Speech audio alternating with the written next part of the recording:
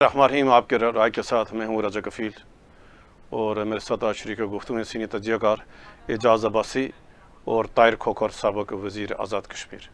ناظرین، آج ہم تفصیل سے بات کریں گے کہ جو ماجرین جموں کشمیر کی 12 نشستیں ہیں پاکستان میں، اس کے اوپر ایک رائے آئی ہے کہ کیا یہ نشستیں ختم ہونی چاہیے نہیں ختم ہونی چاہیے، اور جوائنٹ عوامی ایکشن کمیٹی نے ڈیڈ لائن دے رکھی ہے کہ 29 ستمبر تک یہ جو ان کا بڑا مطالبہ ہے کہ آزاد کشمیر اسمبلی کی 12 نشستیں ہیں ان کو ختم کیا جائے۔ پھر جو Azad Kashmir chief election commissioner کی تعیناتی کا معاملہ، اس پر ڈیڈ لاک برقرار ہے، اور اطلاع یہ ہے کہ جو وزیر اعظم صاحب نے جو پینل بھیجا تھا 3 رکنی، اس پہ بھی جہاں انہوں نے بھیجا تھا وہاں بھی کوئی اتفاق رائے نہیں ہو سکا ہے۔ پھر جو آزاد کشمیر اور گلگت بلتستان اور جو پاکستان میں جو بارشوں سے تباہ کاری ہوئی ہے، اس پہ بھی ہم تفصیل سے بات کریں گے۔ اور پھر جو ایک بڑا واقعہ راولہ کوٹ میں ہوا پرسوں، اس نے 13 اگست کی رات کو، کہ اس واقعے کی آڑ میں آج وہاں راولہ کوٹ میں بڑا مظاہرہ ہوا، اور جو لوگ گرفتار ہوئے، مزید جو گرفتاریوں کا بھی امکان ہے۔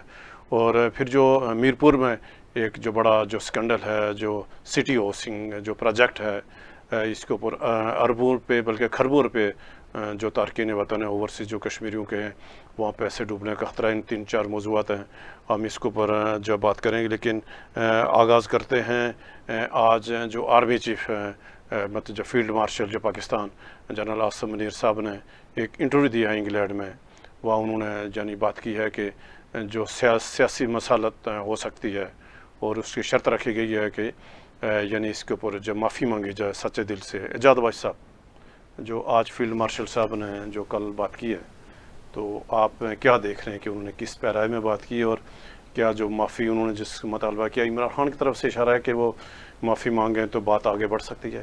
بہت شکریہ کفیل صاحب۔ یہ انٹرویو انگلینڈ میں نہیں ہوا، برسل میں ہوا ہے۔ اچھا ٹھیک ہے، سہیل وڑائچ صاحب جنگ کے جو جیو کے ہیں وہ گئے تھے، اور ان سے ایک گپ شپ کرتے ہوئے بڑے دوستانہ انداز سے انہوں نے گفتگو کی ہے۔ کافی پہلو پر انہوں نے بات کی ہے، اور خاص کر ایک بات، عمران خان کا نام تو نہیں لیا، لیکن جب انہوں نے سوال کیا تو اس میں انہوں نے کہا جی کہ غلطی اور قصور کرنے والے لوگ اگر سچے دل سے معافی مانگیں تو مسالت کا راستہ نکل سکتا ہے۔ یہ میرے خیال میں ایک پازیٹیو سائن ہے بڑا آرمی چیف کو۔ اور انہوں نے پھر ساتھ یہ بھی کہا جی کہ یہ جو پاکستان میں بات چل رہی ہے کہ آپ صدر اور وزیر اعظم دونوں کو تبدیل کر رہے ہیں، انہوں نے کہا نہیں، بالکل ایسی کوئی بات نہیں ہے۔ یہ جو ایک مخالف لابی ہے پاکستان میں، 2 جو سیاسی پارٹیاں حکومت کر رہی ہیں اس کی بھی، اور ہماری بھی جو مخالف پارٹیاں ہیں، سیاسی ایک لابی ہے، تو انہوں نے مقتدرہ انہوں نے یہ سارا کام کیا ہے، اور یہ پروپیگنڈا پھیلا رہے ہیں، ایسی کوئی چیز نہیں ہے۔ بالکل اسی طرح ملتے جلتے کو متنازع اور چیزوں پر بھی انہوں نے وضاحت کی ہے۔ تو اب یہ میرے خیال میں ایک اچھا جسچر ہے۔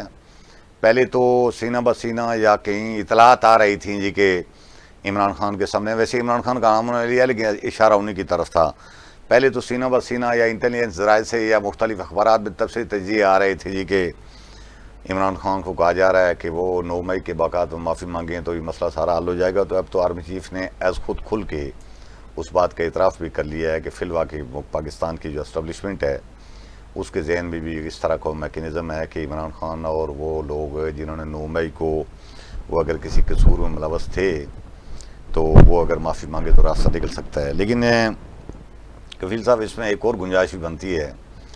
Army chief general Asim Munir صاحب اکیلی کوئی ذات کے وہ نہیں ہیں، بلکہ ایک بہت بڑے اللہ تعالیٰ نے ان کو ایک عزت دی ہے۔ فیلڈ مارشل ایوب خان کے بعد دوسری آدمی ہیں جو اس عہدے پر ہیں۔ وہ ایک لحاظ سے اس وقت قوم کو محافظ ہیں، قوم کے یعنی کرتا درتا اس سارے سسٹم کے ذرا نگران ہیں جب تک ان کی آئینی مدت ہے۔ تو وہ یہ بھی کہہ سکتے تھے کہ اچھا یہ کافی ہو گئی، تاہم درگزر کرتے ہیں، کیونکہ درگزر ریاستیں کرتی ہیں، درگزر طاقتور لوگ کرتے ہیں، درگزر کمزور یا یعنی اس طرح کے لوگ نہیں کرتے جن کو آپ جیلوں میں بند کر کے بٹھا رکھیں۔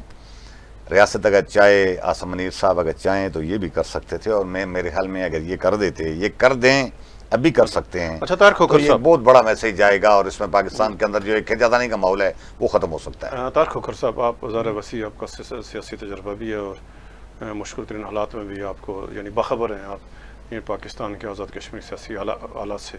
آپ کیا دیکھ رہے ہیں کہ جو فیلڈ مارشل صاحب نے جو ان کی طرف سے ایک بیان آیا ہے کہ جو مطلب مسالت ہو سکتی ہے بشرط یہ کہ معافی مانگی جائے؟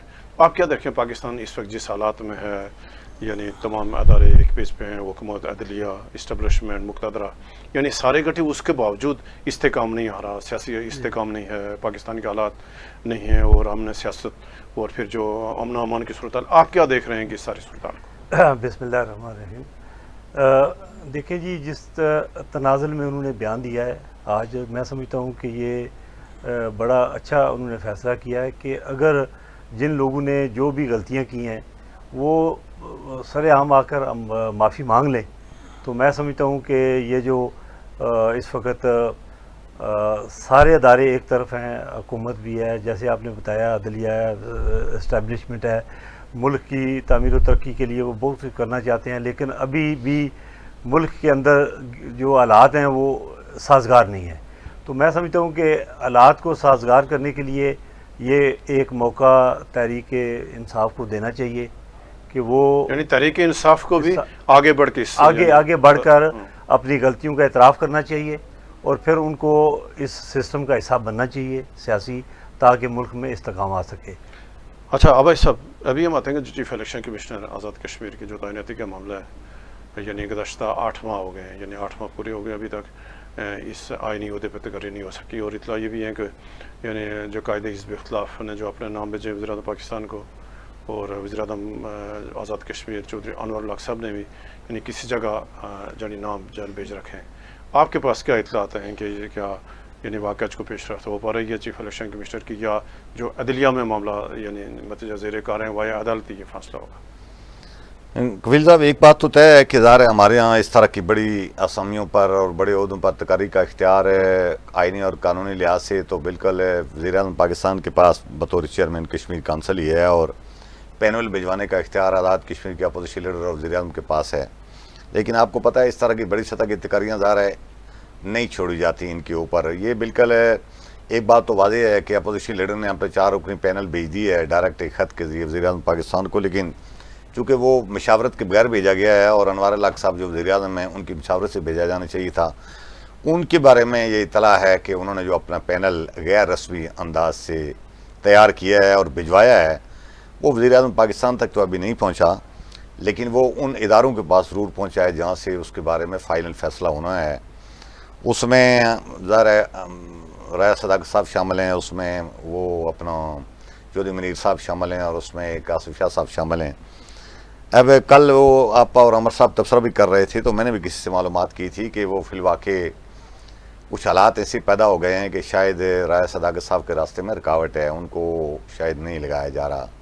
ویسے بظاہر تو یہ رائے پیش کی گئی ہے کہ ان کی 2 سالہ ریٹائرمنٹ کے بعد مدت پوری نہیں ہوئی، لیکن آپ کے اور میرے سامنے جنرل انور خان آزاد کشمیر کے صدر جب بنے تھے تو ایک آرڈیننس جاری ہوا تھا اور ان کو نرمی دے دی گئی تھی۔ نرمی ہو تو اگر کسی بندے کو بنانا ہو اور وہ پسندیدہ بھی ہو دونوں گروپوں کا، جو کرتا درتا ہیں وہ بھی اور جو ظاہر ہے آئینی طاقت رکھتے ہیں وہ بھی، تو پھر اس کے لیے یہ راستہ نکالا جا سکتا ہے۔ اب لگتا یہ ہے کہ رایا صداقت صاحب کی جو پسندیدگی ہے وہ ہے وزیر اعظم آزاد کشمیر، تو اوپر ہے ظاہر ہے اس کو ان کی تقرری کو اس انداز سے نہیں یعنی ٹریٹ نہیں کیا جا رہا، ظاہر ہے وہاں رکاوٹ ہے کوئی، اس لیے وہاں ابھی ڈیڈ لاک ہے، لیکن مجھے لگتا ہے کہ الٹیمیٹلی شاید اگلے کچھ دنوں میں کوئی فیصلہ ہو جائے، اور اس پر چونکہ وزیر اعظم آزاد کشمیر اور آزاد کشمیر اور پاکستان کے ادارے مل کر پچھلے 2 سال سے چلتے آئے ہیں، اب دونوں گروپ ایک دم ایک دوسرے سے دور بھی تو نہیں ہو سکتے، ایک دوسرے کو ناراض بھی نہیں کر سکتے،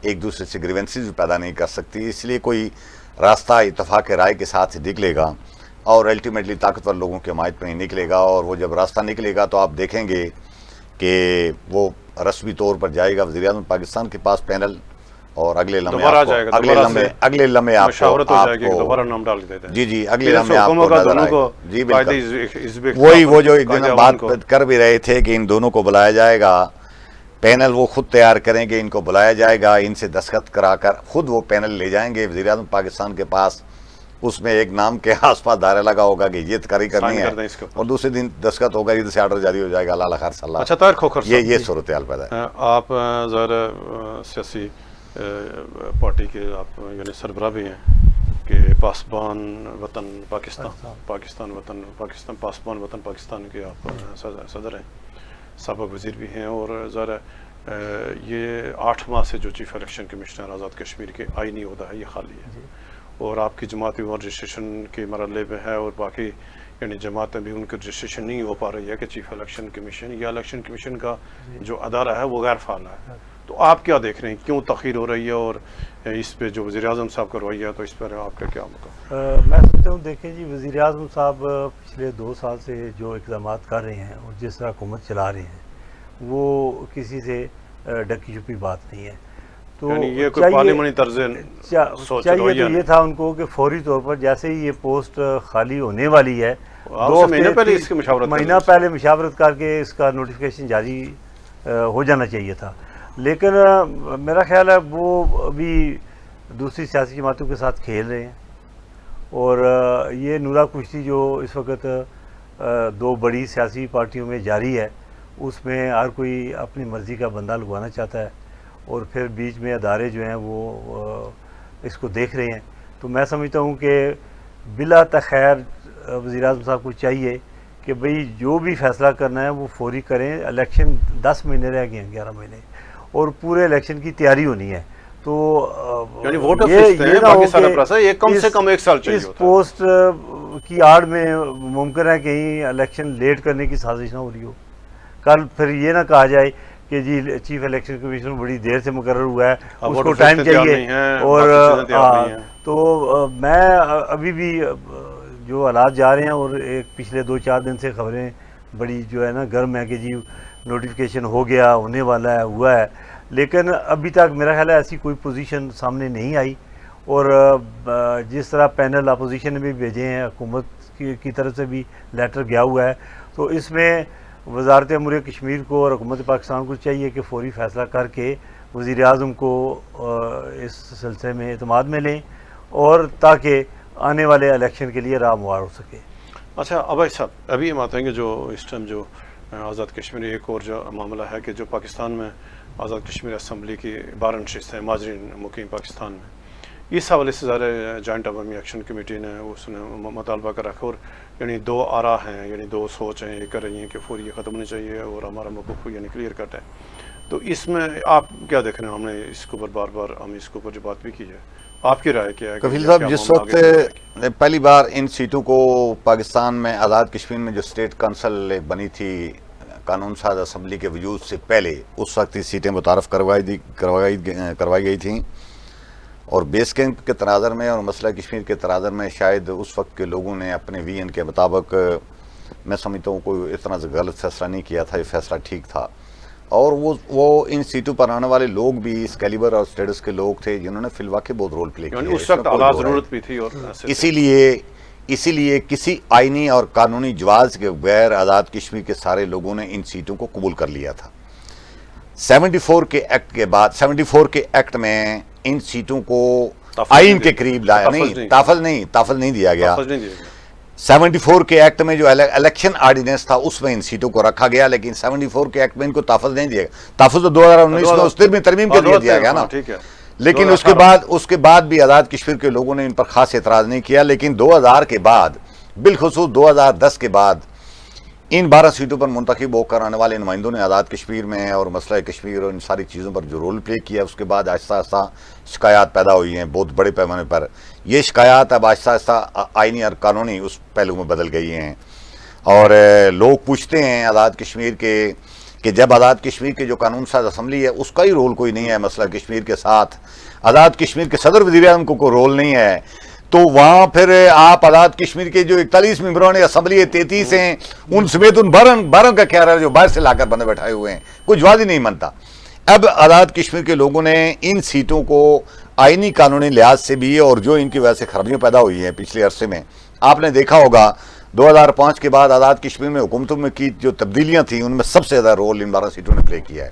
گویا لوگ اس نتیجے پر پہنچے ہیں کہ آزاد کشمیر میں حکومتوں کی توڑ پھوڑ میں یہ سیٹیں استعمال کی جا رہی ہیں. مسئلہ کشمیر پہ ان کو مثلا میں کچھ لوگوں کا نام نہیں لینا چاہتا، طاہر کھوکھر صاحب بھی ان سیٹوں پر آئے ہیں، میں کچھ لوگوں کا نام لیں، ان کا الف بیگ سے ان کا تعلق نہیں ہے مسئلہ کشمیر کے اوپر. چلو ایک وی این ہے، میں اب بھی بہت سارے مہاجرین ممبران اسمبلی ایسے ان کو بالکل بتا سکتا ہوں کہ جو بہت اچھا وی این رکھتے ہیں. شاہ غلام قادر صاحب ہیں، یہ جو ماجد خان صاحب ہیں، کچھ اور لوگ ہیں جن کا ایک بڑا اچھا اور بڑی ان کی سٹڈی ہے ساری. لیکن باقی جو لوگ راولپنڈی اسلام آباد کی گلیوں سے اٹھا کر انہوں نے جا کر وہاں بٹھا دیے ہیں. اب دیکھیں کھوکھر صاحب میں بھی آپ کی طرف آتا ہوں. یہ جو میں اس کو کلوز کر لوں. اب صورتحال یہ پیدا ہو گئی ہے. اس صورتحال میں سمجھتا ہوں کہ ان سیٹوں کو باقی رکھنے کا کوئی جواز نہیں ہے. کچھ لوگ یہ جواز پیش کرتے ہیں کہ یہ حکومت پاکستان نے آزاد کشمیر کو کنٹرول کرنے کے لیے. کیوں کنٹرول جی؟ آزاد کشمیر کی 74 کے ایکٹ کی پہلی 4 شقیں پڑھیں. دفاع پاکستان کے پاس ہے, کرنسی پاکستان کی ہے, خارجہ امور پاکستان کے ہیں, مواصلات پاکستان کے ہیں. ہمارے ہاں بالکل یعنی سارا سسٹم حکومت پاکستان کے کنٹرول میں, اور ہونا بھی چاہیے. میں بالکل اس بات کا حمایت نہیں کرتا کہ ہم بالکل کوئی الگ تھلگ دنیا بسائیں. وہ سارا تو پھر اس سسٹم کی موجودگی میں جو لیجسلیٹو اختیارات ہیں وہ بھی ان کے پاس, ایگزیکٹو اختیار ان کے پاس, پھر 12 سیٹوں کی کیا ضرورت ہے؟ ان سے کون سی چیز کنٹرول ہوتی ہے؟ ماسوائے اس کے کہ ان سیٹوں کی مدد سے ایسے بس یعنی کچھ لوگوں کو ایکوموڈیٹ کیا ہوا ہے جو کام کوئی نہیں کرے, جن کے خلاف شکایات پیدا, اور یہ ایک ماحول ایسا بن گیا ہے کہ اب ان سیٹوں کا فیصلہ وہ کر رہے گا. اور یہ ہو نہیں سکتا کہ آزاد کشمیر کے آئین کے سامنے جو لوگ جواب دہ نہیں ہیں وہ ہمارے لیے جا کر آئین سازی کریں. ان کے ووٹروں پر وہ آئین لاگو نہیں ہوتا, ان کے اپنے اوپر وہ لاگو نہیں ہوتا. وہ آزاد کشمیر کی جغرافیائی حدود سے باہر رہتے ہیں, وہ آئینی حدود سے باہر ہیں, ان پر الیکشن کمیشن کا کوئی دائرہ اختیار نہیں بنتا, ان پر عدلیہ کو دائرہ اختیار نہیں بنتا. کیسے جواب دہی کریں گے آپ ان کو سر؟ کھوکھر صاحب آپ آپ خود جو مہاجرین جو حلقے سے یعنی کراچی سے یعنی جموں ون سے آپ دوبارہ ممبر اسمبلی بنے, آپ کا جو مہاجرین پاکستان میں جو 12 نشستیں ہیں اس کے حوالے سے آپ کا کیا موقف ہے کہ کیا نشستیں رہنی چاہیے نہیں رہنی چاہیے؟ دیکھیں جی, یہ میں سمجھتا ہوں کہ جوائنٹ ایکشن کمیٹی کا یہ مطالبہ مناسب نہیں ہے. ان کو بجائے اس کے کہ وہ مہاجرین کی ان 12 سیٹوں کے پیچھے الزام تراشی کریں, ان کا ایک اپنا رول تھا. جس طرح عباسی صاحب نے بتایا ہے کہ تاریخ انہوں نے بتائی ہے پوری, میں اس سے اتفاق کرتا ہوں. لیکن ہوا کیا ہے کہ جب سے یہ 2 جماعتی نظام آزاد کشمیر کے اندر داخل ہوا ہے, اس وقت انہوں نے اپنی من پسند, آپ دیکھیں نا یہ اداروں پہ الزام لگاتے ہیں, الزام لگائیں ان سیاسی پارٹیوں پہ جنہوں نے ایسے لوگوں کو ٹکٹ دیے جو غیر ریاستی تھے, جو کشمیری مہاجرین نہیں تھے, یا ان کا کوئی دور پار کا اگر کوئی تھوڑا بہت واسطہ بھی تھا لیکن پیسے کے بل بوتے پہ, سفارش کے بل بوتے پہ. اب ان سیٹوں پہ آپ جائیں, ان کی بیک گراؤنڈ دیکھیں کہ ان پہ جو لوگ بھی آتے ہیں, کوئی کسی کی سفارش کے پیچھے کوئی سیاسی پارٹی کا کوئی چیف منسٹر ہوگا, کوئی وزیر ہوگا, کوئی یعنی برادری کا یعنی جو ہے بڑا آدمی ہوگا. تو میں بالکل اس کے خلاف نہیں ہوں کہ یہ سیٹیں ہونی چاہیے. اگر یہ سیٹیں نہیں رہ سکتی تو پھر ان 41 سیٹوں کا بھی کوئی جواز نہیں ہے.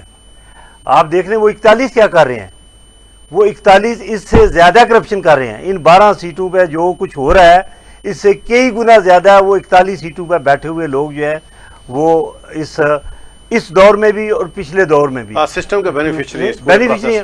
تو وہ اگر ختم کرنا ہے تو میں سمجھتا ہوں کہ آزاد کشمیر کی ان تمام سیٹوں کو ختم کیا جائے. پھر اگر یہ بات ہے, صرف مہاجرین کو دیکھیں نا 20-22 لاکھ. کھوکھر صاحب یہ بتائیں, 22 لاکھ دیکھو نا, سب سے بڑا سوال یہ ہے کہ اس پر جو یہ پہلی بات یہ ہے کہ یہ جو ووٹران ہیں مہاجرین یہ جالی ہیں. جی بالکل, یعنی اس میں سے اکثریت ایسے ہیں جن کا کشمیر سے کوئی تعلق نہیں ہے, ووٹ ڈالیں گے. راجہ صاحب ہونا تو یہ چاہیے تھا کہ ایکشن کمیٹی یہ مطالبہ کرتی کہ ان 12 سیٹوں پہ جو ووٹر لسٹیں ہیں ان کو درست کیا جائے, اور جو اصل کشمیری ہیں جن کے پاس اسٹیٹ سبجیکٹ ہے. آپ دیکھیں نا آزاد کشمیر ہائی کورٹ میں میں پچھلے 4.5 سال سے عدالتوں میں دھکے کھا رہا ہوں. 4.5 سال سے ابھی تک اس مقدمے کا فیصلہ سامنے نہیں آیا. یعنی جعلی ووٹ والا, جعلی اسٹیٹ سبجیکٹ جو ہیں. میں نے تو امیدواران کو بھی اور جو ممبران اسمبلی ہیں اور ووٹر سب کو جعلی کیا ہوا تھا. دیکھیں ہائی کورٹ کا فیصلہ موجود ہے, انہوں نے ڈپٹی کمشنر بالیات کو یہ حکم دیا تھا کہ 1 لاکھ سے زائد اسٹیٹ سبجیکٹ بنے ہوئے ہیں پاکستان میں مہاجرین کے, وہ سب کینسل کیے جائیں, ان کو اثر نو ترتیب دیا جائے, چیک کیا جائے, جو اصل کشمیری ہے ان کے نام ووٹر لسٹوں میں جو درج کیے جائیں. یہ بات تو اپنی جگہ آج بھی دیکھیں, اور وہ محکمہ یہ کہہ رہا ہے کہ ہمارے پاس نہ وسائل ہے نہ مین پاور ہے, ہم کیسے 1 لاکھ اسٹیٹ سبجیکٹ چیک کر سکتے ہیں. اچھا چھوڑیں وہ 1 لاکھ, میں نے تو صرف 4 کو چیلنج کیا ہوا ہے. 4 کے ثبوت میں یعنی نے 4 اسٹیٹ سبجیکٹ جو وہ کون کون سے ہیں؟ 4 ممبران اسمبلی جن میں ڈپٹی ممبران کمشنر اسمبلی کو، ٹھیک ہے، ساری، جس میں ڈپٹی اسپیکر چوری ریاض تھا، جس میں لاہور سے ایک غلام محی الدین دیوان صاحب تھے، ایک راولپنڈی سے جاوید جو بٹ صاحب ہیں، اور چوتھا جو ہے وہ آصم شریف ملتان سے ہیں۔ اب دیکھیں ستم یعنی ظریفی، آصف شریف وہ جس کے حوالے سے بھی دیکھیں فیصلہ بھی کیا، بالکل وہ رٹ میں نے 2021 میں کی تھی، پھر اس کے بعد شوکت شاہ صاحب نے بھی ایک رٹ کی، تو اب ہائی کورٹ نے یہ سارا معاملہ بھیجا ڈپٹی کمشنر بالیات کو کہ آپ اثر رو چیک کریں اور ہمیں رپورٹ پیش کریں کہ ان کے اسٹیٹ سبجیکٹ کیسے بنے، کیا یہ صحیح تھے، اس میں خامیاں کیا ہیں، بجائے اس کے کہ ڈپٹی کمشنر بالیات اس روشنی میں ایک رپورٹ بناتا، اس نے اثر نو انکوائری شروع کر دی۔ جو ثبوت ہم نے وہاں دیے، مثال کے طور پہ میں بات کرتا ہوں کہ دیوان صاحب ہیں، غلام محی الدین دیوان صاحب، میں نے ان کو چیلنج کیا صرف 2 چیزوں پہ، کہ ان کے والد صاحب جو ہے وہ لاہور میں پیدا ہوئے، نادرا کا ریکارڈ موجود ہے، جب ایک بندہ لاہور میں پیدا ہوا ہے تو وہ کشمیر میں کیسے پیدا ہو سکتا ہے پھر؟ پہلے یعنی ٹھیک ہے؟ 47 سے پہلے، جی 1927 میں وہ لاہور میں پیدا ہوا۔ پھر میں نے جو اسٹیٹ سبجیکٹ جو انہوں نے اپنے والد صاحب کے ساتھ لگایا تھا کہ بھئی وہ جموں کشمیر میں پیدا ہوئے 1927 میں، جبکہ نادرا کا ریکارڈ بتا رہا ہے کہ وہ لاہور میں پیدا ہوئے، وہ اسٹیٹ سبجیکٹ جو انہوں نے 1962 کا سال لگایا ہوا وہ میں نے چیک کروایا، اس کا کوئی ریکارڈ موجود نہیں ہے۔ تحصیلدار ڈپٹی کمشنر میرپور نے رپورٹ دی ہوئی ہے کہ اس کا کوئی ریکارڈ ہمارے پاس نہیں ہے۔ جب ریکارڈ نہیں ہے تو اس کا مطلب وہ جعلی ہے۔ جعلی ہے۔ اگر کوئی ریکارڈ، باقی ریکارڈ موجود ہے وہاں، وہ ایک اسٹیٹ سبجیکٹ بیچ میں غائب ہے یا ہے ہی نہیں، یہ کیسے ہو سکتا ہے؟ کیسے ہو سکتا ہے؟ ریاض یہ گجر وہی سے اچھا پیش ہوا۔ پھر آپ دیکھیں بجائے اس کے کہ ان 2 چیزوں پہ ڈپٹی کمشنر غور کرتا، اس کے وہ ثبوت مانگتا، اس نے اگنور کر دیا ان دونوں چیزوں کو۔ اثر نو اس کے رشتہ داروں کے کاغذ، اس کی فیملی کے پاسپورٹ کی کاپیاں کہ جی یہ وہاں گئے ہیں، یہ وہاں سے آئے ہیں، اور بھائی کسی کے آنے جانے سے کشمیری تو نہیں ہو جاتا نا، جس کے جن کے والد کا نہیں موجود تو ان کے اپنے رشتہ داروں کا کہاں کیا ہے؟ اسی طرح آصم شریف کا جو ہے وہ امرتسر کے پنجابی مہاجر ہے، انہوں نے کلیم بھی لیا ہوا ہے، ٹھیک ہے جی، ملتان سے انہوں نے باقاعدہ پنجابی مہاجر کا کلیم لیا ہوا ہے، اس کے بعد اچانک وہ 77 میں وہ کشمیری مہاجر بن گئے، پھر وہ انہوں نے اپنا ووٹ اندراج کروا لیا، پھر الیکشن لڑا، وزیر ہیں۔ اب بجائے اس کے کہ حکومت وقت سپریم کورٹ نے جو ان کو رپورٹ بھیجی کہ اس پہ عمل درآمد کریں، کہ چلیں مجھے تو اس رپورٹ سے اختلاف ہے، میں تو دوبارہ ہائی کورٹ میں جاؤں گا کہ ایک ڈپٹی کمشنر کی رپورٹ جو ہے باقی ممبران کے حوالے سے جو ہے وہ غیر جانبدار نہیں ہے بلکہ جانبدار ہے، ٹھیک ہے، اس میں جاؤں گا، دوبارہ میں اپنے ثبوت پیش کروں گا۔ تو چاہیے تو یہ تھا کہ حکومت وقت فوری طور پر ڈی نوٹیفائی کرتی اور عدلیہ کے اس فیصلے کا احترام کرتی، ان کو آگاہ کرتی، جی دیکھیں یہ رپورٹ آئی تھی تو ہم نے اس کو فارغ کر دیا ہے، اور اس سے وہ ساری مراد واپس دی جاتی، بجائے اس کے کہ یہ کچھ ہوتا الٹا مہاجرین کی ان 12 سیٹوں پہ جو ہے وہ اتنا کیچڑ اچھالا جا رہا ہے۔ میں کہتا ہوں کہ ووٹر لسٹیں ٹھیک کریں، اس طرح کے اسٹیٹ سبجیکٹ جنہوں نے بنوائے ہیں ان کے خلاف جو ہے کارروائی کی جائے، تو سسٹم کو آگے چلنا دیا ششتیں جائے، باقی رکھے جائیں۔ باقی رکھا جائے، بالکل رکھا جائے۔ اگر یہ زور دیتے ہیں تو میں سمجھتا ہوں کہ آپ دیکھ لیں کہ میرپور میں مثال دیتا ہوں کہ یاسر سلطان صاحب ہیں، وزیر بھی ہیں، ان کے والد صاحب اپنا جو پریزیڈنٹ بھی ہیں، مزار ہے میرپور کے کسی مسئلے پہ انہوں نے کوئی آواز اٹھائی ہو، بھائی ان کا کیا کام ہے؟ پھر ان کو بھی فارغ کریں، ان کی طرح باقی جو 40 ہیں ان کو بھی فارغ کریں، ان کو ان کی ضرورت ہی نہیں ہے۔ دیکھیں اگر ایک وزیر اعظم اکیلا حکومت چلا رہا ہے تو اس کو چلانے دیں، پھر ضرورت ہی نہیں ہے نا باقیوں کی، پھر سیاسی پارٹیوں کو بھی نکالیں آزاد کشمیر کے ساتھ۔ اچھا ابھی آتے ہیں عباس صاحب کے جو ایک اور یعنی معاملہ ہے کہ وزیر اعظم چودھری انور اللہ کے الیکشن کے خلاف جو راجہ فاروق قدر صاحب کی ریٹ ہے وہ یعنی ہائی کورٹ میں اس نے نہیں ہوا تھا، ابھی سپریم کورٹ ہے یعنی پرسوں اس کی سماعت سمار کو۔ آپ کیا دیکھ رہے ہیں اس ساری صورتحال کو کہ یہ جو اتنا تاخیر سے ہوا، پھر کیا سپریم کورٹ سے کوئی ریلیف مل پائے گا راجہ فاروق قدر صاحب؟ کفیل صاحب کئی بار ہم پہلے بات کر چکے ہیں کہ یہ راجہ فاروق قدر صاحب کو آزاد کشمیر ہائی کورٹ میں جو تاخیر ہو رہی تھی اس کے خلاف بہت پہلے سپریم کورٹ میں چلے جانا چاہیے تھا، لیکن بہرحال ظاہر ہے یہ ایک دائرہ اختیار آئینی اور قانونی ایک استحقاق کی بنیاد پر ظاہر ہے انہوں نے کام کرنا تھا، لیکن بہرحال وہ گئے ہیں۔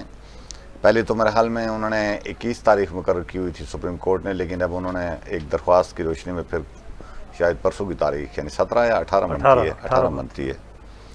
تو خیال یہی ہے کہ سپریم کورٹ ہائی کورٹ کو یہ ڈائریکٹو جاری کرے گی کہ وہ جلد سماعت کریں. اب وہ یہ نہیں کہہ سکتے میرے رائے میں، سپریم کورٹ چونکہ ہائی کورٹ بہت بااختیار عدالت ہے، اور اس کو سپریم کورٹ یہ نہیں کہہ سکتی کہ آپ 1 تاریخ کے اوپر فیصلہ کر دیں. ایسا نہیں ہو سکتا. جلد سے جلد کی بات کریں گے، اور جلد سے مراد یہی ہوتی ہے کہ 1 آدھ مہینے میں اس بات کا ہائی کورٹ چاہے تو فیصلہ دے سکتی ہے. لیکن آپ کے پاس پتہ ہے کہ یہ قانون اور آئین ایک عام آدمی کے لیے الفاظ کا گورکھ دندہ ہے. اس کی آپ بیک وقت ایک ہی شکی کو 10 تشریحات کر سکتے ہیں، 10 تشریحات کر سکتے ہیں، جیسے وزیر اعظم صاحب جی جیسے وزیر اعظم صاحب میں الیکشن کمشنر کو اس لیے نیت اگر ٹھیک نہ ہو، کسی کام کو الجھانے کی آپ کے اندر نیت پائی جاتی ہو، تو پھر آپ اس کو کئی راستے تلاش کر کے بہت سارے راستے. لیکن توقع یہی ہے کہ آزاد کشمیر کی ہائی کورٹ کے اوپر جو سوالات اٹھ رہے ہیں، اور وہ سپریم کورٹ میرا خیال ہے ان سوالات سے بچنے کی ظاہر ڈیفینیٹلی کوشش کرے گی، اور ان کی کوشش ہوگی کہ وہ ہائی کورٹ کو ہدایت کریں کہ وہ جلد سے جلد جتنا ممکن ہو سکے سماعت کریں. ابھی ماتا کے میرپور کا ایک یعنی بڑا معاملہ کہ سٹی ہاؤسنگ پروجیکٹ، یعنی کسی غیر ریاستی بندے نے وہاں جا کر میرپور میں ایک پروجیکٹ شروع کیا، اور ہماری اس موجودہ حکومت کے دور میں کیا. وزیر اعظم چودھری انور الحق صاحب اپنے آپ کو بہت آئین قانون اصول ضابطوں کے یعنی کرم ان کا پاسبان و پشتیبان ہو. صدر صاحب ظاہر ہے وہاں کے صدر ہیں، اور وزراء موجود ہیں میرپور میں. تو یہ کیا واقعہ ہے یعنی سٹی ہاؤسنگ پروجیکٹ یہ کیا ہے، اور یہ آپ نے اس کے اوپر یعنی آپ نے کیا معاملہ یہ پروجیکٹ؟ راجہ صاحب اب اس کی اگر تفصیل میں جاؤں تو مجھے کافی وقت چاہیے. میں مختصر وقت میں کوشش کرتا ہوں کہ بات آپ کو سمجھا سکوں. دیکھیں، میں کسی ہاؤسنگ پروجیکٹ کے خلاف نہیں ہوں. تو آنے چاہیے، آزاد کشمیر میں کام ہونا چاہیے. اسی سے دیکھیں یہاں پاکستان کے اندر بھی انویسٹمنٹ آئے گا، فائدہ ہوگا لوگوں کو. پرائیویٹ ہاؤسنگ سوسائٹیاں بنی ہیں، لوگوں نے انویسٹمنٹ کی ہے، مطلب ہے انہوں نے جو ڈلیور بھی کیا ہے. لیکن یہاں رائے صاحب صورتحال بڑی مختلف ہے. میرپور کے اندر جو یہ پروجیکٹ آیا نا، میں بالکل اس کے ابتدائی تقریب کے بعد 1 مہینہ بالکل خاموشی سے میں دیکھتا رہا کہ یہ کیا کر رہے ہیں. ٹھیک ہے، اور آہستہ آہستہ مجھے معلومات ملتی رہی کہ جی یہ تو یہ کس نے لانچ کس نے کیا، یہ کون لوگ ہیں، لایا کون ان کو وہاں پر؟ دیکھیں، یہ سٹی ہاؤسنگ میرپور جو ہے، میرپور میں 2 کمپنیاں رجسٹر کروائی کی ہیں، ایک مظفر آباد میں اور ایک میرپور میں.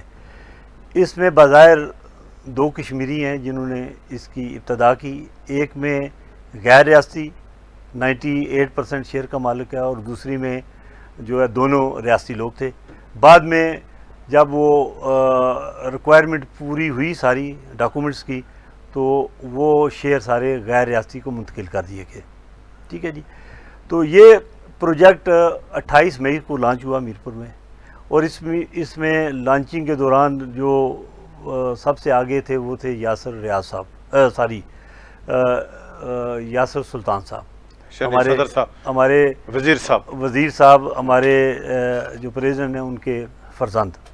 اور انہوں نے بڑی دھوم دھام سے اس پروجیکٹ کو افتتاحی تقریب میں جو ہے وہ لانچ کرنے میں پوری رہنمائی کی، سپورٹ کی. پھر اس کے ساتھ ضلع کونسل کے چیئرمین ہیں راجہ نوید اختر گوگا صاحب، وہ تھے. پھر انتظامیہ نے بھی اپنا ایک رول ادا کیا. میرا اختلاف صرف یہ ہے کہ یہ سٹی ہاؤسنگ سوسائٹی جو بنی ہے میرپور میں، ان کے پاس 1 مرلہ زمین نہیں ہے. اب آپ کے پاس 1 مرلہ زمین نہیں ہے ابھی تک میں یہاں بیٹھا ہوا ہوں، انہوں نے خریدی نہیں، میں یہ دعوے سے کہہ سکتا ہوں. انہوں نے اپنا سوسائٹی نمبر ٹرانسفر نہیں کیا. دیکھیں جو ادارہ بنا ہے، 2 سوسائٹیاں بنی ہیں یا 2 کمپنی جو ہیں، وہ ایک کمپنی کے شیئر ہیں 1 کروڑ کے اور ایک کے 5 کروڑ کے. تو کام وہ کر رہے ہیں اربوں کا. یعنی کل وہ اگر بینک کرپٹ ہوتی ہیں تو وہ صرف 5 کروڑ کی اور 1 کروڑ دینے کے یعنی پابند ہیں. ٹھیک ہے، اور کام وہ اربوں کا کر رہے ہیں. تو یہ جب لانچنگ ہوئی تو انہوں نے ایم ڈی اے میں پہلا این او سی اپلائی کیا 500 کنال کا، دوسرا کیا 1200 کنال کا. لانچ جب کی 2 ہفتے کے بعد تو 6000 کنال کا پروجیکٹ وہ لے آئے. اب 6000 کا پروجیکٹ وہ لانچ کیا انہوں نے میر پر. ہمیں اسے بھی اختلاف, ہم نے کہا شاید 500 اور 1200 کنال یہ لے لی انہوں نے اپنے نو ٹرانسفر کمپنی نو ٹرانسفر ہوئی ہیں. دیکھیں میں وہ بات کر رہا ہوں کہ انہوں نے جو اپلیکیشن دی اس میں انہوں نے موقف جو اختیار کیا کہ ہمارے پاس 500 کنال ہے, پھر 1200 کنال ہے, 2. میں تو آپ کو کہہ رہا ہوں نہیں لکھا ہے کہ ہمارا نام انتقال ہو گیا. میں تو ابھی بھی آپ کو کہہ رہا ہوں کہ ان کے پاس ایک مرلہ زمین نہیں ہے, ٹھیک ہے, ایک مرلہ زمین نہیں ہے. لیکن اصل میں انہوں نے ٹارگٹ کیا اوورسیز کشمیریوں کو. یہ سارا ڈرامہ جو میرپور کے اندر رچایا گیا 28 مئی کو, اس کا مقصد یہ تھا کہ ہائپ کریٹ کریں, اس کی ویڈیوز بنائیں, اس کی فلمیں لے کے انگلینڈ میں جائیں اور وہاں لوگوں کو دکھائیں کہ یہ اوپننگ ہوئی ہے, ہزاروں لوگ آئے ہیں اس میں, یہ موقع پہ بنیاد رکھی ہے, وہاں 100 مشینیں لگی ہوئی ہیں, ہاں جی, کام کر رہی ہیں. تو یہ انہوں نے ڈرامہ رچا کے فوری طور پہ وہ پوری ٹیم انگلینڈ چلی گئی. وہاں انہوں نے 12 شہروں میں انگلینڈ کے وہاں انہوں نے پروگرام کیے, لانچنگ کی, ایجنٹ مقرر کیے, ڈیلر مقرر کیے اور پلاٹ کی خرید و فروخت شروع کر دی. ٹھیک ہے, میرا موقف یہ تھا انتظامیہ کے ساتھ بھی, اور پہلے میں ایم ڈی اے میں بھی گیا ڈسٹرکٹ انتظامیہ کو کہ جی ان کے پاس کوئی این او سی نہیں ہے, کوئی زمین نہیں ہے, کوئی ان کا اکاؤنٹ میرپور کے اندر نہیں ہے. اگر انہوں نے میرپور کے اندر اوپننگ کے دن 4-4.5 ارب روپے کی سیل کی, وہ 4 ارب کس بینک میں جمع ہوا میرپور میں؟ کمپنی تو آزاد کی بھی بنی ہے نا, وہ اکاؤنٹ بھی ادھر ہونا چاہیے. وہاں کوئی پیسہ نہیں ہے, کوئی اکاؤنٹ نہیں ہے اور کوئی زمین نہیں ہے. تو اب انگلینڈ میں جا کر انہوں نے لانچنگ شروع کر دی اور وہاں ایجنٹ مقرر کیے, کسی سے کوئی 5 کروڑ لے رہے ہیں, کسی سے 10 لے رہے ہیں, 20 لے رہے ہیں, 25 لے رہے ہیں. تو میں نے یہاں 1 مہینہ محنت کر کے تمام ایسے قانونی ڈاکومنٹس اکٹھے کیے جس سے میں یہ ثابت کر سکوں کہ یہ فراڈ ہے, یہ کشمیریوں کو لوٹنے کا ایک منصوبہ ہے جو بیرون ملک کشمیریوں کو ٹارگٹ کیا گیا ہے. اور میں یہ دعوے سے کہتا ہوں کہ اگر ان کو کھلی چھوٹ دی جاتی مزید 3-4 مہینے تو یہ 100 ارب سے زیادہ کشمیریوں کا نقصان کرتے. ٹھیک ہے, نہیں آپ نے وزیر اعظم کو بتایا اس حوالے سے, یا جو ذمہ دار لوگ ہیں ریاست کے کرتا دھرتا کہ یہ کیوں جناب دیکھیں پورا سوشل میڈیا شور مچا رہا ہے, نہیں کہ پرنٹ میڈیا ہے, میں نے درخواستیں دی ہیں, میں نے انتظامیہ کو, ڈسٹرکٹ یہ کمشنر صاحب کو, ڈی سی صاحب کو, ایم ڈی اے کو, تمام اداروں کے, جہاں جہاں جو ادارے لنک کرتے ہیں اس اسکیم کے ساتھ, میں نے وہاں اپلیکیشنز دی ہیں, وہاں سے ریکارڈ اکٹھا کیا ہے. لوگوں نے مظاہرے کیوں کیے؟ میں نے یعنی ہم نے دیکھے کرنل معروف صاحب وزیر اعظم کے معاملے خصوصی سے بھی ہیں, ان لوگوں نے احتجاج برا کیا ہے کہ ہماری زمین کو قبضے کر رہے ہیں. دیکھیں وہ جو احتجاج تھا وہ ظاہر مقامی لوگ ہیں, ان کی اپنی زمینیں ہیں وہاں, کوئی منگلا ڈیم کا رقبہ ہے, کوئی مقامی لوگوں کا ہے. تو اس میں جو نشاندہی ابتدائی طور پر دی گئی اس میں وہ تجاوز کر کے دوسری زمینوں پر قبضے کر رہے تھے, جس پہ انہوں نے احتجاج کیا. وہاں 2 دفعہ ہڑتال ہوئی, راستے بند ہوئے اور پھر انتظامیہ نے کام جو ہے بند کرایا, اور دوبارہ نشاندہی لینے کے بعد انہوں نے ان کو کہا کہ جی کام شروع کر سکتے ہیں. لیکن اس دوران میں ہائی کورٹ میں چلا گیا کہ ہائی کورٹ میں میری پلی صرف یہ ہے کہ غیر ریاستی شخص جو ہے, اب اگر کہیں تو میں نام بھی لے لیتا ہوں اس کا, وہ اس وقت پاکستان کے اندر اوسنگ سیکٹر میں جو زوال پذیر پروجیکٹ کے مالک ہیں, ملک ریاض صاحب, ان کے یہ داماد ہیں, ان کا نام ہے ملک عامر اسحاق.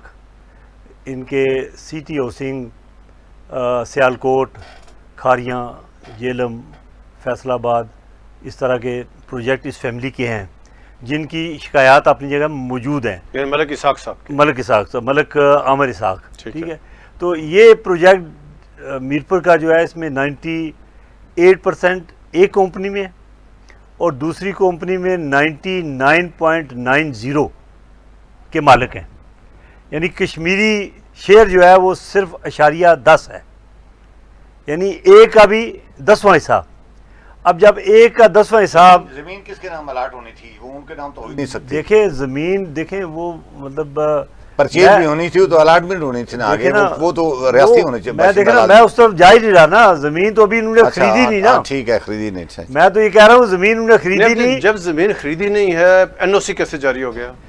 एनओसी देखें, जो एमडीए ने एनओसी जारी किया वो इब्तदाई एनओसी है। नहीं, इब्तदाई एनओसी बगैर जमीन के कैसे हो सकता है? वो नहीं, देखें जो लेटर, अगर उन्होंने लेटर, ये पहले एमडीए को अगर उन्होंने दरख्वास्त दी, चिट्ठी लिखी कि हमारे पास 500 कनाल है, फिर लिखी कि 1200 कनाल है, क्या कोई आसमान पे थी? उसको सबूत साथ नहीं, वो उसका देखे ना, एमडीए ने बुनियादी तौर पर बाहर के लोगों को जैसा देना था। असल बात एमडीए ने 27 मई को इसकी लॉन्चिंग एक दिन पहले उनको ख़त लिखा कि आप ये 11 शराइत पूरी करें, फिर हम एनओसी देंगे। अब वो 11 शराइत इतनी मुश्किल थी, उनमें ये पॉइंट मौजूद था, पहला कि आपने कितनी ज़मीन ख़रीदी है, उसकी मलकियत किसकी है, और क्या वो कंपनी के नाम है या नहीं। पहली शर्त उनकी ये थी। बाकी भी थी। जब उन्होंने देखा कि हम तो ये शराइत पूरी नहीं कर सकते, तो उन्होंने उसी दिन ज़िला कौंसिल के चेयरमैन को मैनेज किया, उसकी तरफ से एक लेटर जारी करवाया, उसने एक एनओसी दिया जो उन्होंने ओपनिंग के दिन, जिसमें यासर सुल्तान साहब मौजूद थे, हालांकि वो खुद जिला कौंसिल कैसे कर सकती है? नहीं कर सकती ना, गैर कानूनी है ना। मैं कहता हूं कि जो एनओसी दिखाकर, जिसकी आड़ में पूरी दुनिया में वो प्लाट बेचने के लिए निकले हुए हैं, वो लेटेस्ट स्टेटस क्या है? चलो हम इस पे आते हैं कि अभी वक्त हमारा थोड़ा, अभी क्या हुआ? अभी देखें, मैं हाई कोर्ट में गया हुआ हूँ, 18 को हाई कोर्ट में इसकी जो डेट है, हाई कोर्ट ने स्टेटस को जारी किया हुआ है कि ना वो वहाँ मौके पे काम कर सकते हैं, ना सेल परचेज कर सकते हैं, ना अंदरून और बैरून मुल्क एडवर्टाइज कर सकते हैं। मैंने, क्योंकि मेरा असल मकसद ये था कि बैरून मुल्क जो कश्मीरी उनको बचाया जाए, क्योंकि ये अब उनको तो नहीं पता ना कि एनओसी सही है गलत है, जारी हुआ है नहीं हुआ, लेकिन वो बैरून मुल्क उसकी आड़ में उन्होंने अपना शेयर परचेज वहाँ स्टार्ट की थी, तो एजेंट मुकर्रर किए हुए थे। मैं अभी जो है वो इंशाल्लाह 18 तारीख को अदालत को हम मज़ीद सबूत भी पेश कर रहे हैं। अभी क्या सेट काम हो रहा है? नहीं हो रहा? नहीं, काम नहीं हो रहा, बंद है, बंद हो गई हैं। काम बिल्कुल, सब कुछ मशीनें शिफ्ट हो गई हैं। अभी देखें कि जैसे ही हाई कोर्ट की तरफ से ये स्टे सामने आया, उसके 2 दिन बाद 3 दिन बाद तमाम मशीनरी उन्होंने पंजाब शिफ्ट कर दी। नहीं तो जिन लोगों से पैसे लिए फिर उनका क्या बनेगा? देखे ना, वो तो फिर पैसे लिए कितने पैसे तक? वो देखे ना, मुख्तलिफ लोग बता रहे हैं। अब ये वो जानते होंगे या अल्लाह जानता है कि एग्जैक्ट उन्होंने कितनी अमाउंट इकट्ठी की है, लेकिन जो इकट्ठी हुई है वो अरबों में है। उसमें सिर्फ 25 लोग पंजाब के डीलर हैं, जो नंबर डीलर हैं, जिनसे 15 से 25 करोड़ रुपया फ़ी डीलर लिया गया, और उनको मीरपुर में ऑफिस बनाने की जगह भी दी गई कि यहाँ आप बैठ के मार्केटिंग करें, सेल परचेज़ करें।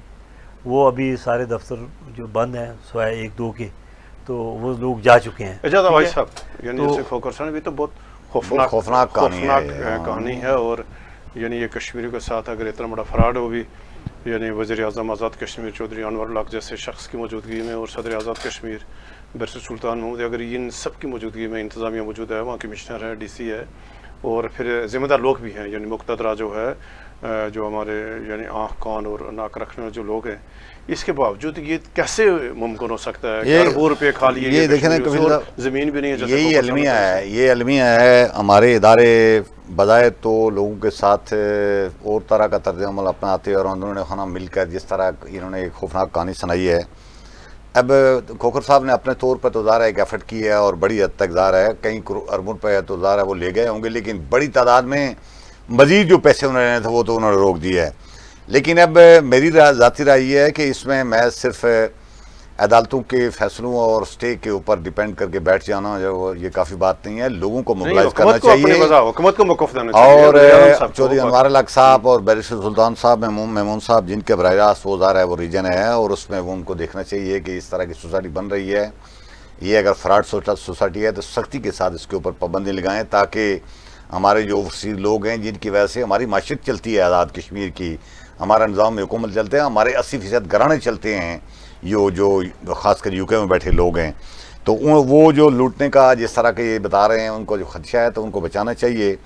अदालत की हद तक ये काम कर रहे हैं, और ये सिर्फ यही नहीं, सिविल सोसाइटी को मोबिलाइज करके अब्बासी इस तरह के फ्रॉड प्रोजेक्ट अब्बासी का साहब रास्ता बड़े रोकना चाहिए ताकि अफसोस- किसी की जरूरत ना हो सके। अब्बासी साहब, अफसोस की बात यह है कि देखें मीरपुर शहर से एक वज़ीर हैं, साथ वाले हल्के से चकसवारी से एक वज़ीर हैं डोडियाल कासिम से मजीद वज़ीर साहब, हैं, इस डोडियाल तरफ से- ये जो ये खड़ी है चारों हल्कों में उससे वज़ीर भी इधर वज़ीर हैं, और वहाँ उसी शहर में एक साबिक वज़ीर भी यानी मौजूद है, चौधरी सईद साहब, सईद साहब। साबिक वज़ीर भी हैं। मैं कहता हूँ कोई भी इस बारे में एक लफ्ज़ नहीं बोल रहा, ज़ाहिर है कहीं ना कहीं बेनिफिशरी होंगे, ठीक है, हालांकि उनको जरूरी आवाम नहीं के साथ खड़ा होना बेनिफिट चाहिए, लेकिन उनको सही है? लोगों के साथ खड़ा होना होना चाहिए और लोगों के साथ लोगों और के असल साथ हकाइक खड़ा होना बताने चाहिए। चाहिए, पब्लिक इंटरेस्ट का ठीक मामला है। आप अच्छा, देखिए ना, नहीं खोखर साहब, अभी आते हैं, हमारे क्यों वक्त है थोड़ा रह गया हमारे पास वक्त, तो अभी आते हैं कि जो बारिशें हुई आज़ाद कश्मीर में वो खौफनाक यानी तूफ़ानी बारिशें हुई हैं, जो माहौलियाती मौसमियाती जो तब्दीलियाँ हुई हैं, इससे डायरेक्ट जो असर पड़ रहा है कि अब जो लोग इससे पहले जो लोग हम किताबों में पढ़ते थे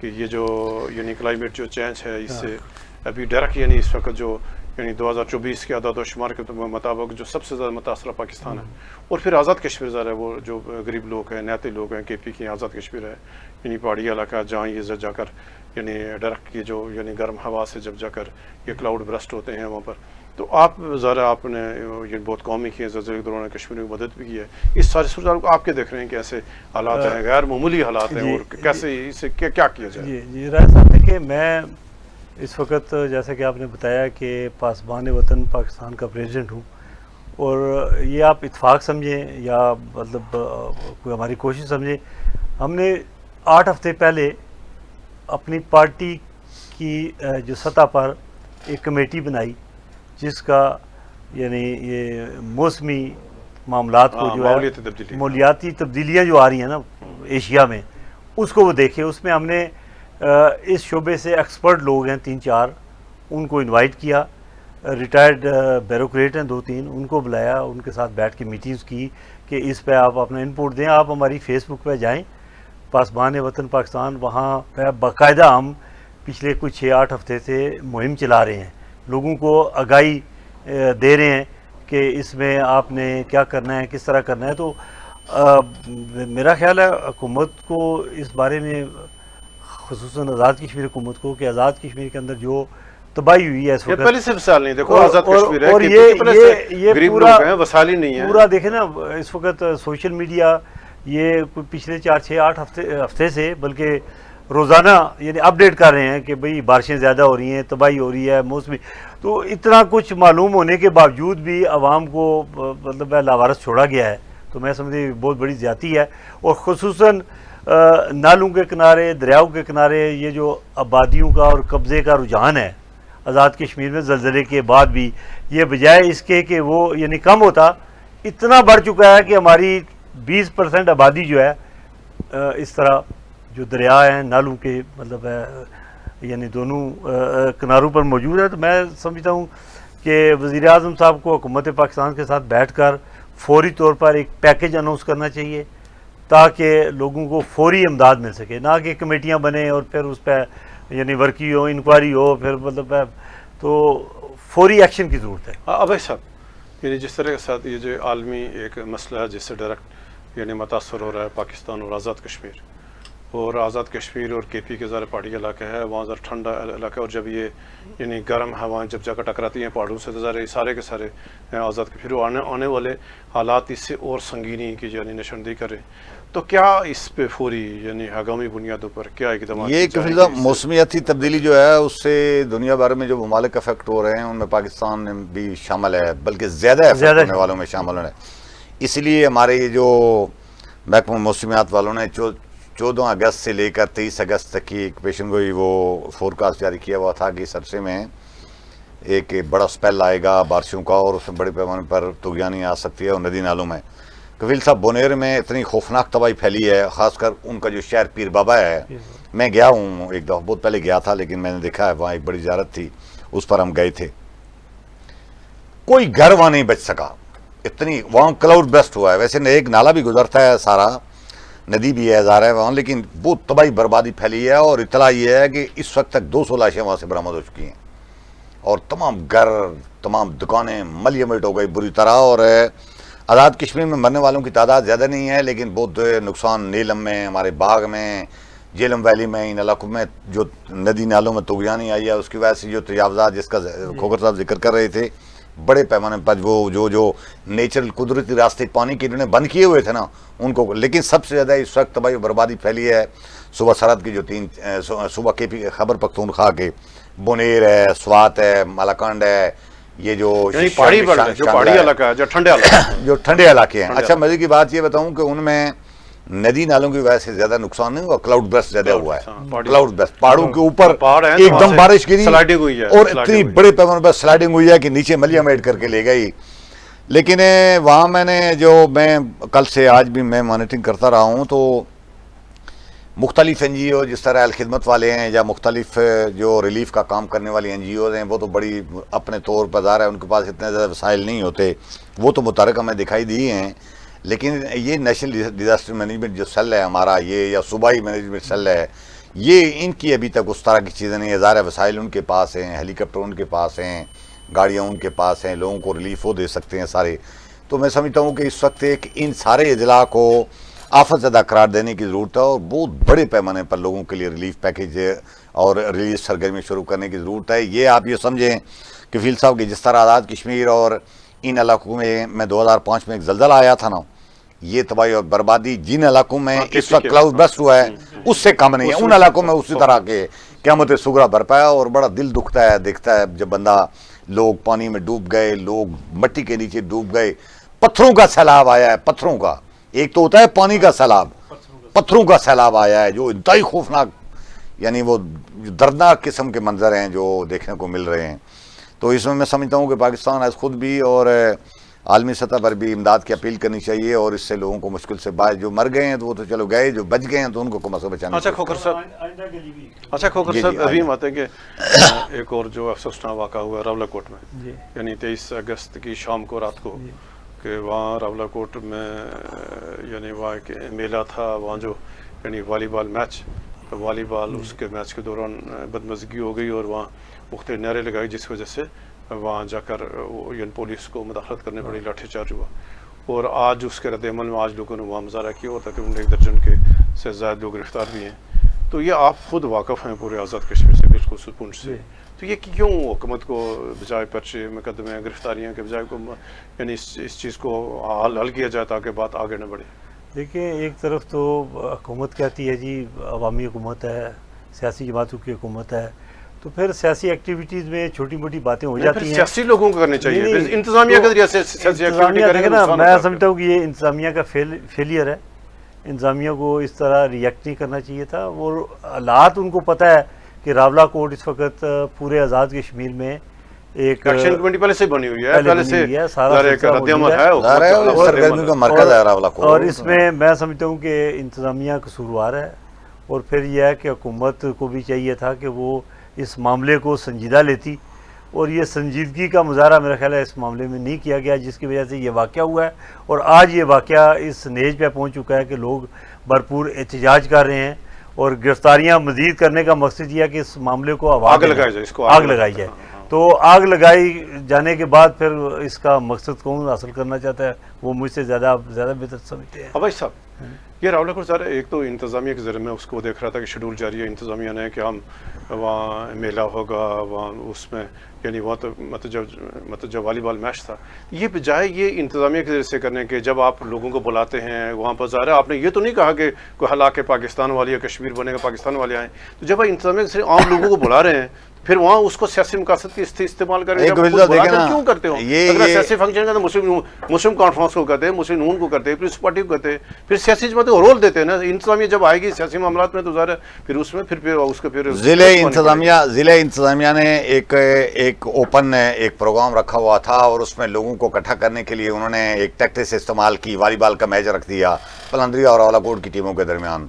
اور ظاہر ہے آپ کو پتہ ہے پونچھ ڈویژن میں تو والی بال بہت ہی زیادہ مشہور اور معروف کھیل ہے اور لوگ دلچسپی دیکھنے کے لیے آتے ہیں۔ دیکھا بھی کتنا بڑی تعداد ہوا، ہاں جی میچ ہوا، کتنے لوگ تو وہ میچ بار بار لمبا کر رہے تھے تاکہ ٹائم آ جائے اور آتش بازی وغیرہ ہو جائے۔ اسی دوران درمیان میں نیچے کہیں کسی لڑکوں نے میرے ہمیں کوئی اطلاع یہ ہے کہ جیے کشمیر کا کوئی نعرہ شعرہ لگایا ہے، تو اوپر سٹیج سے کھڑے ہو کر کسی منتخب کانسلر ہیں جن کا تعلق نون لیگ سے ہے، انہوں نے نعرہ مار دیا جی کہ یہ جو مودی کے یار ہیں غدار ہیں اوپر سٹیج سے. تو جب یہ نعرہ انہوں نے سنا تو نیچے والوں نے مارنے شروع کر دیے نعرے کہ کشمیر بنے گا خود مختار. اب دیکھیں نا یہ ماحول اس طرح جب آپ کریٹ کریں, پھر پولیس کو لوگوں کو منتشر کرنے کے لیے لاٹھی چارج کرنا پڑا, اور اس کے بعد ویڈیو کی مدد سے مختلف لوگوں کو گرفتار کیا. اور آج اطلاع یہ ہے, وہ نیشنلسٹوں کا آج میں پروگرام دیکھ رہا تھا تو انہوں نے کہا جی کہ اس میں جماعت اسلامی کے لوگ بھی انہوں نے پکڑ لیے ہیں اور کچھ اور لوگ بھی پکڑ لیے ہیں. اب نیشنلسٹوں کا ویسے تو کفیل صاحب اس طرح کے پروگراموں میں عموماً نیشنلسٹ جاتے نہیں ہیں, عموماً نہیں جاتے. جو کہ آپ کو یاد ہوگا پچھلا تنویر الیاس صاحب کا پروگرام ہوتا اس میں بھی نیشنلسٹوں کا وہ نہیں گئے تھے, وہ جو ظاہر ہے ایک خاص یعنی مطلب ایک ذہن رکھنے والے لوگ گئے تھے. تو اب میں سمجھتا ہوں کہ جس طرح انہوں نے پکڑ دکڑ شروع کی ہوئی ہے, یہ پکڑ دکڑ ماحول خراب کر رہی ہے. اور کل اس کے خلاف مظاہرہ ہوا, آج پھر انہوں نے مظاہرہ کیا اور مظاہرے میں انہوں نے ڈیڈ لائن دی ہے کہ اتوار اور پیر تک کی انہوں نے مہلت دی ہے, اور کہا ہے جی کہ منگل کو دوبارہ لائحہ کا اعلان کریں گے. تو انہوں نے مطالبہ کیا ہے کہ جو لوگ 30 سے زیادہ لوگ گرفتار ہیں تو انہوں نے مطالبہ کیا ہے کہ ان کو غیر مشروط رہا کریں. ان کے خلاف دہشت گردی کے مقدمے کاٹ دیے ہیں. اب آپ اندازہ لگائیں نعرے مارنے پر دہشت گردی کا مقدمے کا کوئی جواز بنتا ہے؟ خود ہی یعنی مطلب کیس کو خراب کر رہے ہیں اور ایسے حالات اور ماحول پیدا کر رہے ہیں کہ لوگ جو ظاہر ہے اس موقع پر آپ کو پتہ ہے ظاہر ہے راولاکوٹ ایسی سرزمین ہے جہاں حالانکہ پاکستان کا ہمیں بہت بڑی تعداد میں ہیں اور نظریہ خود مختاری والے بھی لیکن اور ویسے بھی نظریہ خود مختاری کون سے پاکستان کے خلاف آ گیا؟ یہ دستور کہہ رہا ہے کہ ریاست جموں کشمیر متنازع علاقہ ہے, اور پھر آزاد کشمیر کا آئین بھی کہتا ہے کہ ہماری ریاست ابھی متنازع ہے, اور یہ جو علاقے پاکستان کہیں کوئی اس کے خلاف ورزی کو جرم نہیں ہے نا. میں کہتا ہوں یہ کہتا ہے کہ میں کہتا ہوں یو این قراردادوں کے اوپر جن پر پاکستان نے دستخط کیے ہوئے ہیں ان میں لکھا ہوا ہے کہ آپ رائے شماری تک بھارت یا پاکستان دونوں میں سے جس کے چاہے حمایت کا اعلان کریں. تو آزاد کشمیر کی سڑکوں پر تو ایک بھی بھارت کی حمایت کرنے والا بندہ نہیں ہے, تو آپ لوگوں کو مجبور کریں کل بھارت کی حمایت میں لوگ ماریں گے. خود مختاری کا نعرہ پاکستان کے خلاف ہے ہی نہیں, لوگوں کو کتھارسس کرنے کے لیے. آپ کو اور مجھے پتا ہے کتنی خود مختاری ہیں آزاد کشمیر میں, ان کی کوئی خاص یہ جو مختلف جگہوں پر کاٹے ڈال کر ایک ہائپ کریٹ کر رہے ہیں نا, یہ آہستہ آہستہ بوسٹ اپ ٹو رہے ہیں وہ لوگ. یہ لگتا ہے کہ شاید یہ دانستہ گڑبڑ کر رہے ہیں حکومت کے اندر, شاید کوئی عناصر ہیں جو 29 سپٹمبر سے پہلے حالات کو اس طرف لے جانا چاہتے ہیں تاکہ وہ کامیاب ہو جائے. اب یہ ایس پی صاحب جو میر پر بیٹھے ہوئے تھے وہاں بھی اسی طرح دہشت گردی کے پرچے لوگوں کے خلاف کاٹ رہے تھے. تو راولاکوٹ اتنا کمزور اور اتنا اس طرح کا علاقہ نہیں ہے کہ اس طرح جو مرضی آئیں گی تو وہ کاٹتے جائیں گے اور اس طرح کریں گے. بہت سخت مذمت ہوگی اور ان کو ظاہر ہے اس طرح ماحول خراب ہوگا, اور اس کی ذمہ داری ظاہر ہے دیکھیں نا ریاست ہوتی ہے, اس کو تھوڑا بڑا دل گردہ رکھنا چاہیے. کسی نے نعرہ مار دیا, کوئی پتھر نہیں مارا, کسی نے کوئی ڈنڈا نہیں مارا, نعرہ مار دیا تو نعرے پر آپ پرچے کاٹ رہے ہیں لوگوں کے خلاف. ہاتھ میں مارا ہو کسی نے نہیں مارا. تو پھر جب آزاد کشمیر کا ایک باشندہ بھی بھارت کی حمایت کا بھارت کے حامی نہیں ہے, خود مختاری کا حامی ہے, تھرڈ آپشن. تو لوگ حالانکہ اس کی آئین اور انٹرنیشنل قانون میں کوئی گنجائش نہیں موجود, تو پھر اگر مارتے ہیں تو ان کو کتھارسس کرنے دیں. کوئی تھوڑے بہت لوگ ہیں تو آپ لوگوں کو مجبور کر رہے ہیں کہ اس طرف سے چھوڑ کر وہ دوسری طرف چلے جائیں, تو آپ کے لیے زیادہ مسائل کل کھڑے ہو جائیں گے. بہت شکریہ ابا صاحب, بہت شکریہ آپ کا. شکریہ ناظرین, یہ تھا آج کا ہمارا پروگرام, اور جو راولاکوٹ میں جو حالات یعنی پیدا کیے گئے اور اس میں ساری کی ساری ذمہ داری انتظامیہ پہ ہے. اور یہ سیاسی جماعت کو کام ہے. ہم گزشتہ 2 سال سے یہ کہہ رہے ہیں کہ جب آپ نے آزاد کشمیر کے سیاسی معاملات اور اس کے انتظامیہ کے حوالے کریں, جو سیاسی مقاصد ہیں وہ انتظامیہ کے ذریعے سے ان کو حاصل کرنے کی کوشش کریں, تو ظاہر اس کے پھر نتائج آپ کو بخت میں پڑیں گے. اور جو کچھ ہوا, اور ہم یہ کہیں کہ انتظامیہ اس کی ذمہ داری ہے, انتظامیہ ذمہ داری قبول کرے, وہ آئندہ اس بات سے اجتناب کیا جائے جس طرح کے جو فنکشن ہیں, اس طرح کے ساتھ جو یعنی تقاریب ہوتی ہیں, اس کے لیے یعنی پہلے ضابطہ اخلاق تیار کیا جائے. اور اس سے پہلے بھی راولاکوٹ میں بڑے بڑے جلسے ہوئے ہیں, جن لوگوں کا وہاں جو کشمیر بنے گا پاکستان کے جلسے ہوتے رہے ہیں, مسلم کانفرنس جلسے کرتی رہی ہے. اور حال ہی میں سردار تنویر الیاس خان صاحب نے راولاکوٹ میں بہت بڑا جلسہ کیا تھا. تو لہٰذا جن لوگوں کو شوق ہے کہ وہ اپنی جماعتوں کو جلسے کریں, تو لہٰذا سیاسی جماعت انتظامیہ کی اس کا جکندہ نہ استعمال کریں. تو ہم حکومت سے گزارش کریں گے کہ جو یعنی راولاکوٹ کا واقعہ ہوا, یہ غلط فہمی کی بنیاد پہ ہوا, اس کی ذمہ داری انتظامیہ ہے. تو لہٰذا جو گرفتار لوگ ہیں ان کو فوری طور پر رہا کیا جائے, جو مقدمات درج کیے سنگین مقدمات ہیں ان کو بھی حکم فوری طور پر واپس لیں. کل تک اجازت دیں, اللہ حافظ.